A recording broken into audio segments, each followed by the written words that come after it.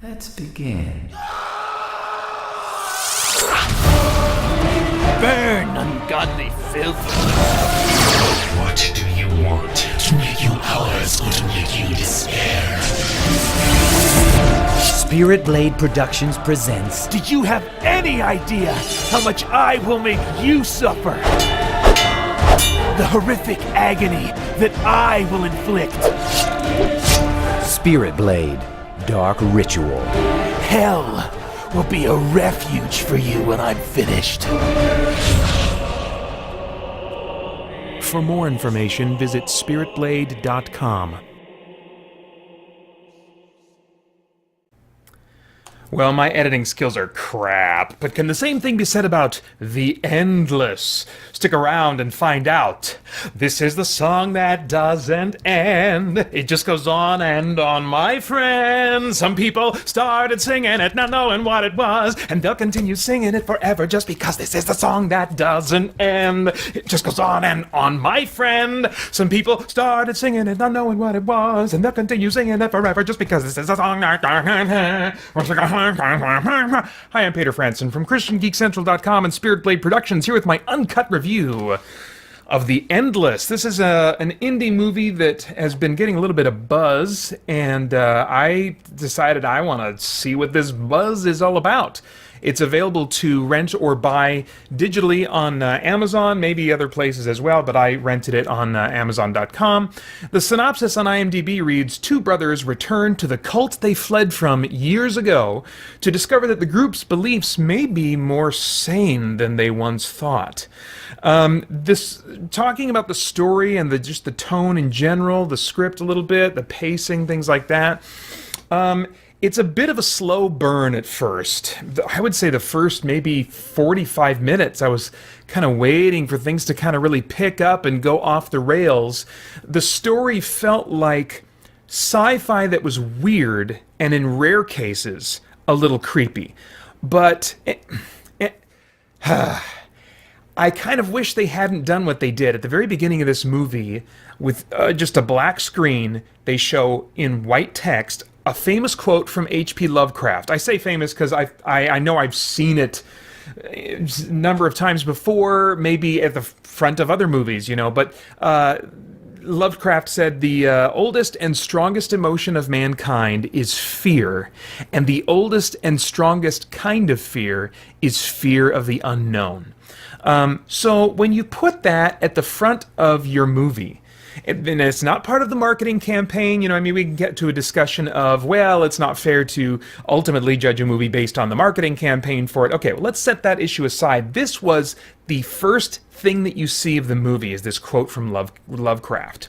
And so that said to me that it would be fair for me to expect this to be a Lovecraft-inspired story that at the very least, if it didn't go into like Cthulhu and weird crap like that, at the very least would be about an unsettling vibe rather than like jump scares or, whatever else.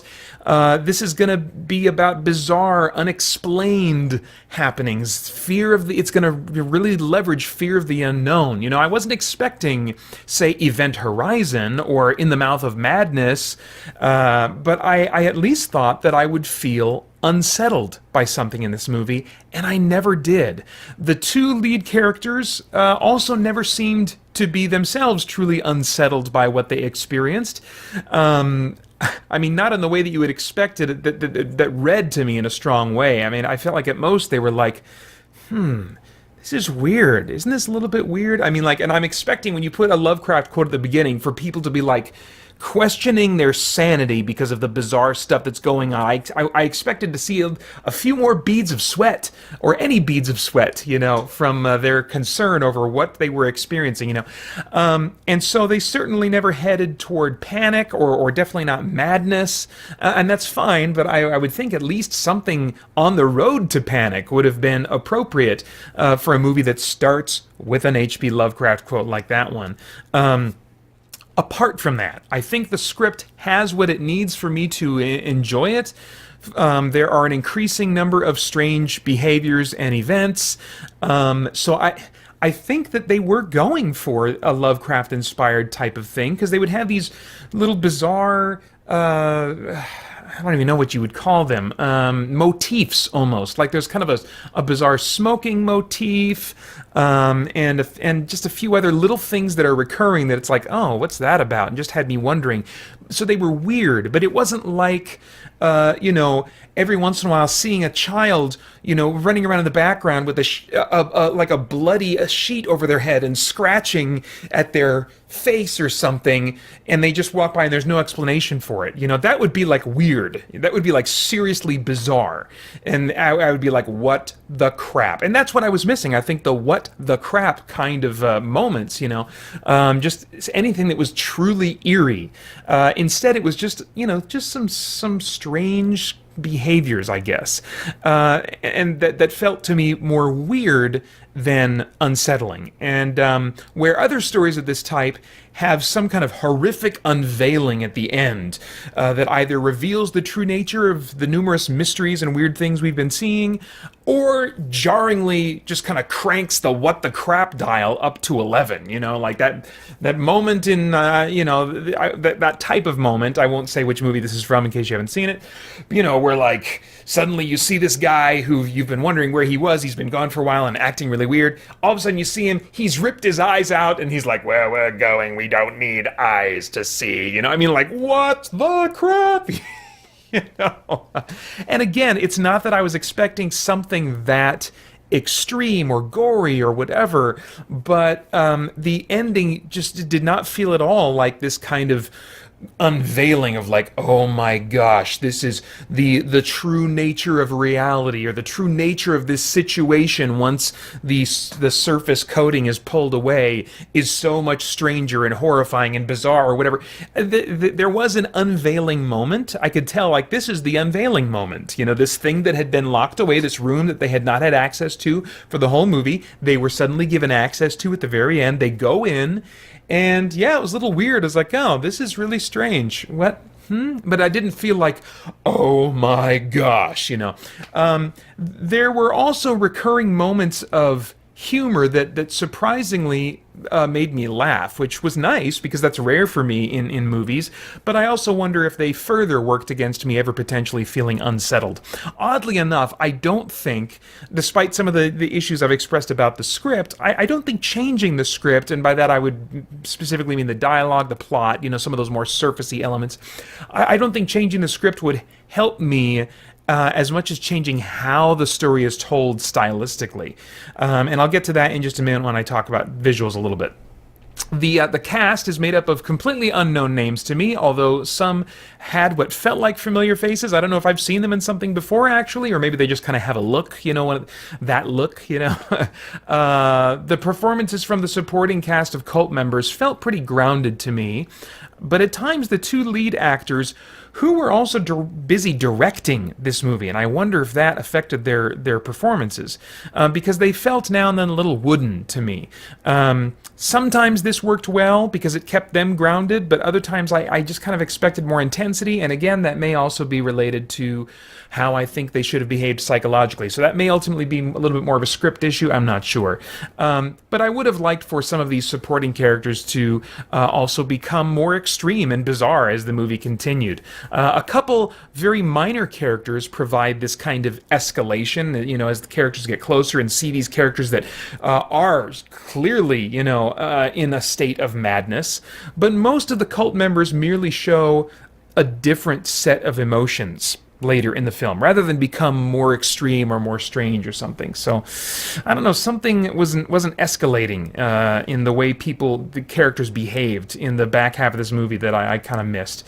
As far as the visual style goes, the filming style is pretty straightforward, handheld camera operation, I think, most of the time. And I wonder if this is an area that could have made a big difference in my enjoyment of the film, and could have taken it further in that unsettling, vibe direction, if they would have made some changes here. I wonder if maybe using just some strange, unexpected shooting angles, or maybe some jarring editing, weird stutter effects, and who knows what else, maybe that would have made a difference, maybe a very significant one, I don't know. Or just some kind of stylistic visual choices that could have been done differently. I suspect that could have had a huge effect on my feeling of being unsettled or feeling like what is going on or whatever. I also think that the score could have contributed to that feeling a lot more.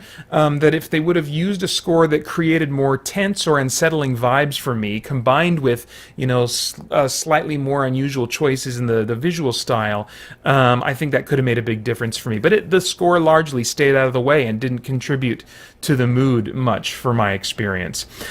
So is there anything of worthwhile moral, philosophical, or spiritual significance going on in the themes of this thing that might stimulate worthwhile thought or conversation? I think well, for me, I would say no. Now and then the movie has what feel like some teaching moments. There are, little comments or observations from characters that are almost, to me, blatantly presented as like kind of nuggets of wisdom. In fact, one character even says, it's like, can I just impart some wisdom to you, or give you a little piece of advice or something like that, and then he gives a little pearl of wisdom, and I felt like that kind of interrupted the flow of conversation, like, this is what I've learned being in this weird, bizarre environment, and let me pass this on to you. But those little, what I would call teaching moments, were less interesting to me than trying to figure out what the movie as a whole was saying. Given the resentment the younger brother feels because of the controlling tendencies of his older brother, and add to that the resentment several characters feel toward the unknown entity that's controlling the environment, freedom and equality in relationships seemed to be a value that the movie wanted to affirm. Was it possibly also commenting on our relationship to God? Was any resentment toward the thought of his rule motivating the writing process? I don't know. I wondered that briefly, but I don't know. If they wanted to say something more than good sibling relationships are built on mutual respect, then I needed them to spell it out more clearly for me. Let's see here. I have no idea what your thoughts are and your tastes are in movies, but if I were a time traveler, I'd go back in time and say, Peter, skip this one. That, or just really try to not watch the first few moments of the black screen, because it'll put a quote up there that will just set your expectations in the wrong direction. But even apart from that, if you just go in expecting an indie sci-fi movie, I don't think you want to pay more than $1 for this. And gosh, yes, skip it. I think even renting it at Redbox and having it on while you play a video game, I don't think it's going to really be worth it to you or memorable. So, yeah, skip this one, Peter. It's not rated, but I would equate it to a movie rated R for language mostly, with a few PG-13 blood splatters. All right, those are my thoughts. I'd love to get yours in the comments below. Please do like, share, subscribe, and click that notification bell so you don't miss the next video when it comes out. And then I hope you'll join us over at christiangeekcentral.com. You see what I'm doing here? As we continue to geek out and seek the truth. Let's begin. Burn, ungodly filth! What do you want? To make you ours or to make you despair? Spirit Blade Productions presents Did you have any idea how much I will make you suffer? The horrific agony that I will inflict. Spirit Blade Dark Ritual. Hell will be a refuge for you when I'm finished. For more information, visit spiritblade.com.